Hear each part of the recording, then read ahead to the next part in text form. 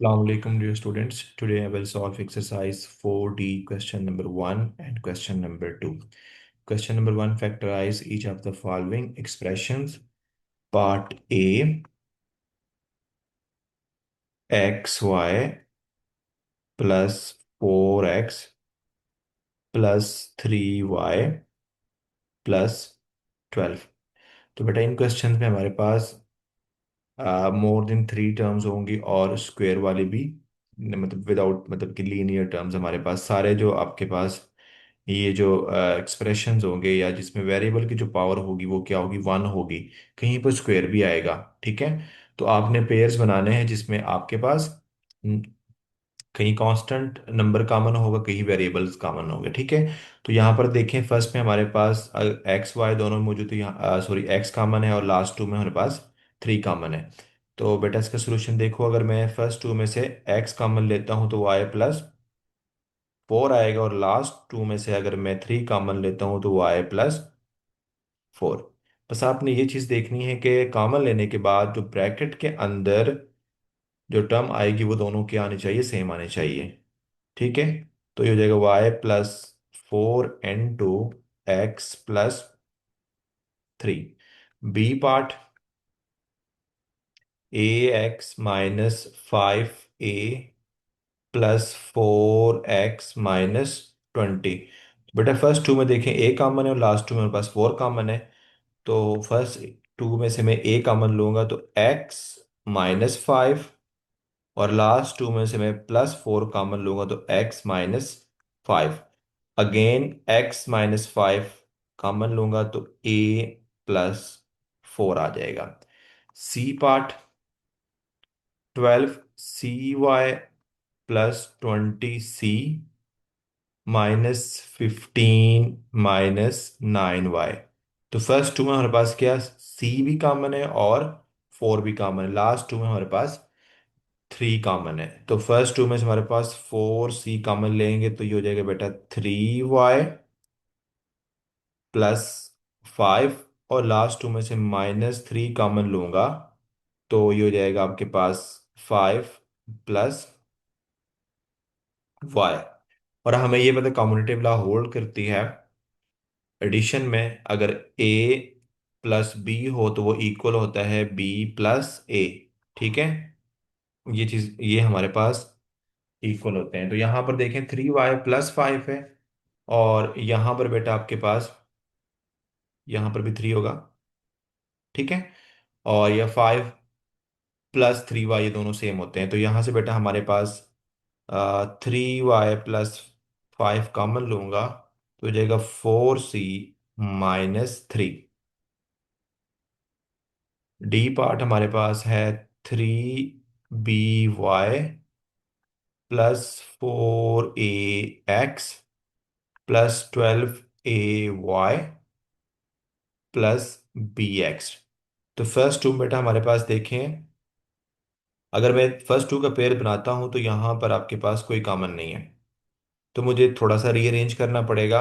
अगर मैं इस क्वेश्चन को ऐसे अरेंज कर दूं, 3by, और y वाले टर्म्स को आगे 12ay, और उसके बाद 4ax+bx। तो अब देखें फर्स्ट टू में हमारे पास 3 भी कॉमन है और y भी कॉमन है। तो यहाँ से बेटा ले लें आप 3y कॉमन ले लें तो b प्लस हो जाएगा आपके पास 4a, और लास्ट टू में देखें हमारे पास x कॉमन है तो 4a+b। अभी मैंने आपको समझाया कि a+b इक्वल होता है b+a। ठीक है, ये b+a है। तो यहां से बेटा हमारे पास अगेन 4a+b कॉमन लूंगा तो 3y+x आ जाएगा। ई पार्ट है हमारे पास 6xy -4x-2z +3y। तो फर्स्ट टू में हमारे पास 2 भी कॉमन है और x भी कॉमन है, तो कॉमन लूंगा फर्स्ट टू में से 3y-2, और लास्ट टू बेटा हमारे पास देखें जी कॉमन है, तो मैं यहां से जी कॉमन ले लेता हूँ माइनस, तो ये हो जाएगा बेटा जी माइनस 3y। अब देखिए यहां पर आपके पास है, और ये बात आपने याद रखना है कि a माइनस बी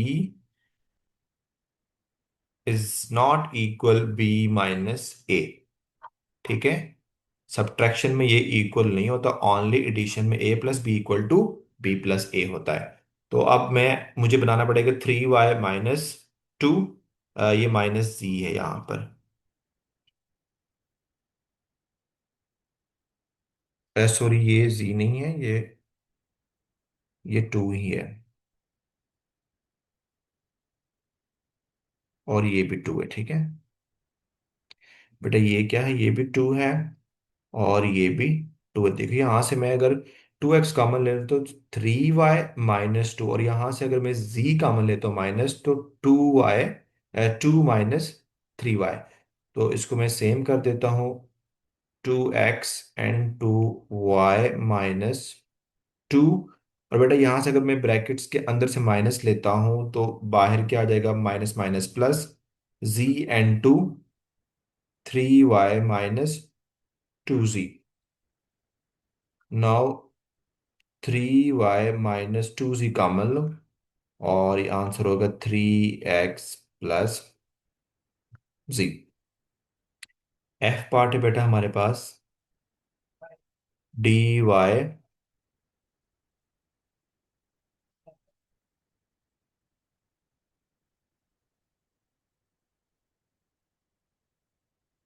ठीक है, dy plus Fy minus Fz minus dz। तो फर्स्ट टू में हमारे पास बेटा y कॉमन है, तो हो जाएगा d प्लस f, और लास्ट टू में हमारे पास माइनस z कॉमन ले लें, तो f प्लस df। तो f प्लस df या d प्लस f दोनों आपस में इक्वल होते हैं, तो ये हो जाएगा d प्लस f कॉमन लेंगे तो यहां से y माइनस z। ये था क्वेश्चन नंबर आपका 4D का क्वेश्चन नंबर 1।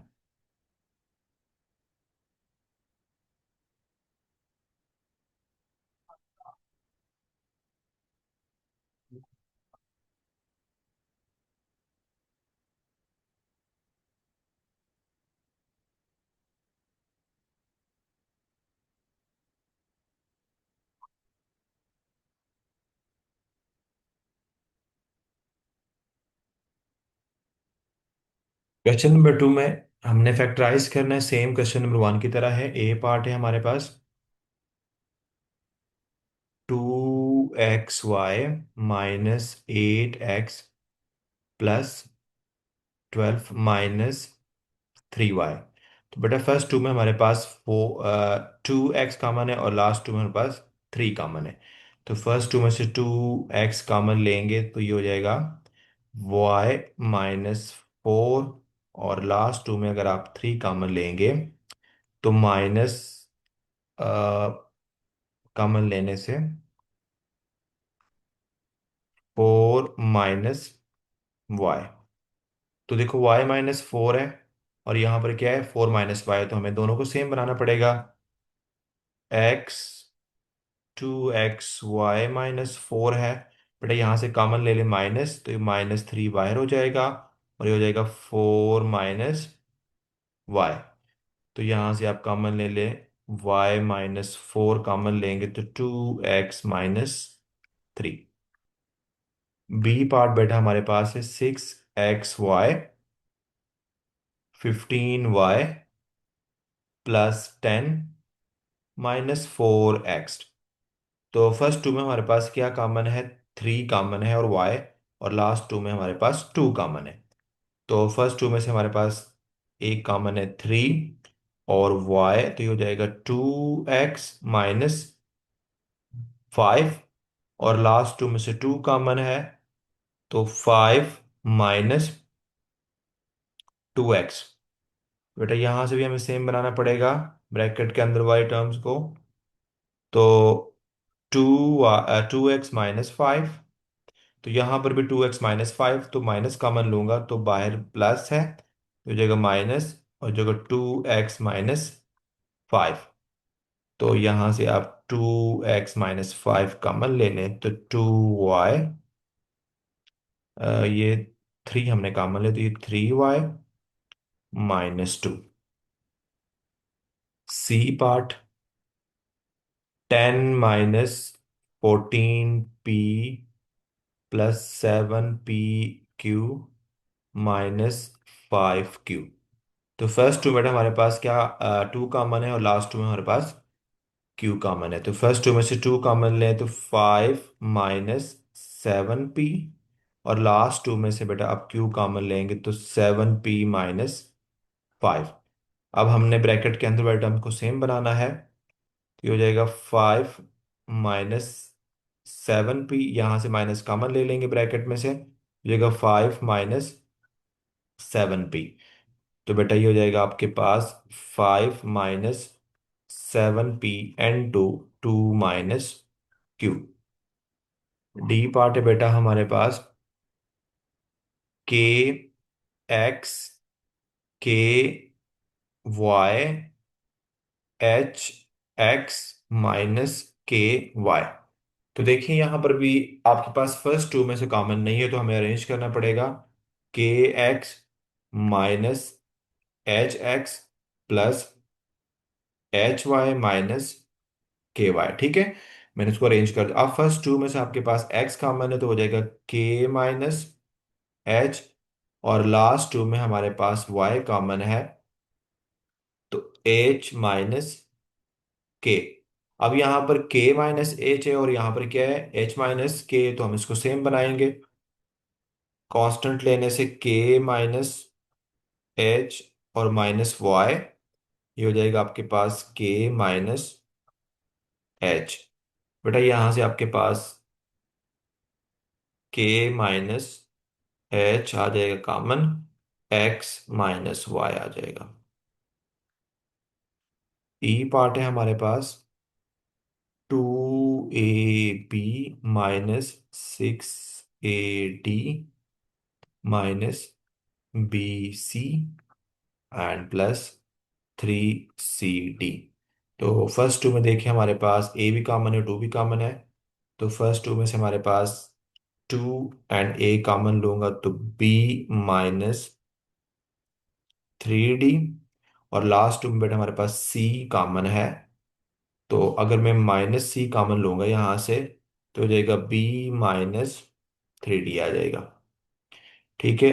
तो b - 3d ब्रैकेट में सेम है तो b - 3d कॉमन ले लें, तो ये आंसर हो जाएगा 2a - c।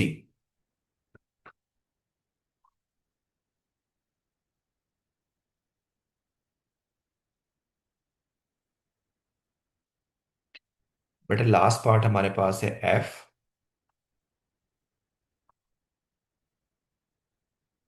24mx +8my - 6nx - 2ny।